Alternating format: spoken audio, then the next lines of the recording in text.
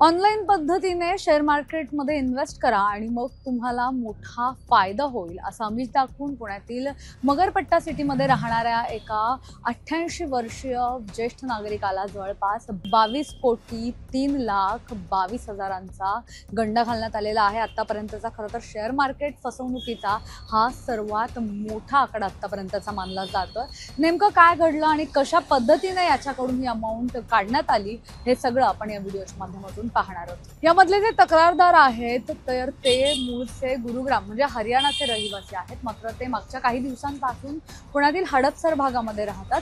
Corona काळामध्ये त्यांना त्यांची जी फॅक्टरी होती ती विकायला लागली, त्यांची कंपनी विकायला लागली आणि त्यामधूनच मिळालेले हे सगळे पैसे जे आहेत तर ते त्यांच्याकडून फसवून किंवा त्यांना गंडा घालून त्यांच्याकडून काढून घेण्यात आलेले आहेत।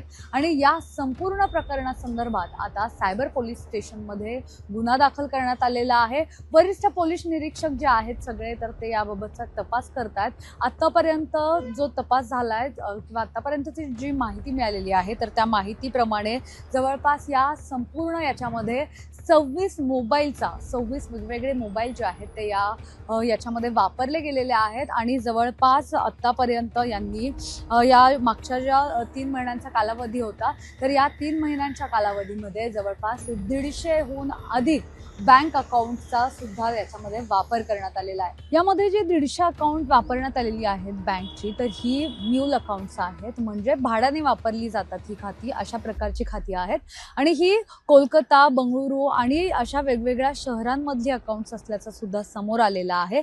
यासोबतच ही जी फसवणूक झालेली आहे तर या फसवणुकीमध्ये या चोरट्यांनी 26 वेगवेगळे मोबाईल क्रमांक वापरलेले आहेत। एक असा फोन जो फक्त इंटरनेटवर चालतो असा फोन सुद्धा वापरलेला आहे। त्यासोबतच 3 वेगवेगळ्या प्रकारच्या वेबसाईटच्या लिंक वापरलेल्या आहेत आणि एक बनावट ट्रेडिंग ॲप सुद्धा याच्यामध्ये वापरलं गेलेलं आहे।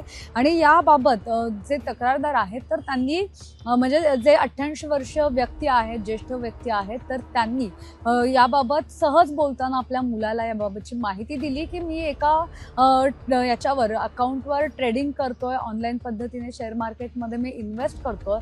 आणि तेव्हा जेव्हा त्यांच्या मुलाने याबाबतचं क्रॉस व्हेरिफिकेशन केलं तेव्हा त्यांना याबाबतची माहिती कळाली आणि आपल्या वडिलांसोबत काहीतरी फ्रॉड होतोय अशी त्यांना माहिती मिळाली आणि त्यानंतर त्यांनी लगेचच पोलिसांमध्ये धाव घेतली आणि त्यानंतर जे समोर आलं ते अतिशय धक्कादायक होतं। खरं तर यामुळे हे जे व्यक्ती आहेत त्यांना एकूण आतापर्यंत 22 कोटींचा गंडा घातला गेलेला आहे आणि त्यामुळे अतिशय धक्कादायक प्रकार हा पुणे शहरातला खरं तर म्हणावा लागेल। आतापर्यंत जे ऑनलाईन किंवा शेअर मार्केटच्या माध्यमातून ज्या फसवणुकी झालेल्या आहेत तर त्यामध्ये आतापर्यंतचा सर्वात मोठा आकडा हा मानला जातो। त्यामुळे तुम्ही सुद्धा जर अशा प्रकारे शेअर मार्केटमध्ये जर ट्रेडिंग करत असाल किंवा ऑनलाईन पद्धतीने जर कुठे इन्व्हेस्ट करत असाल तर याबाबतची व्यवस्थित पडताळणी करा आणि व्हेरीफाय करूनच तुम्ही सुद्धा गुंतवणूक करा असा सल्ला पोलिसांकडून वारंवार दिला जातो। कॅमेरा पर्सन अजय गांगुर्डेसह मी मोना यनपुरे, सिविक मिरर।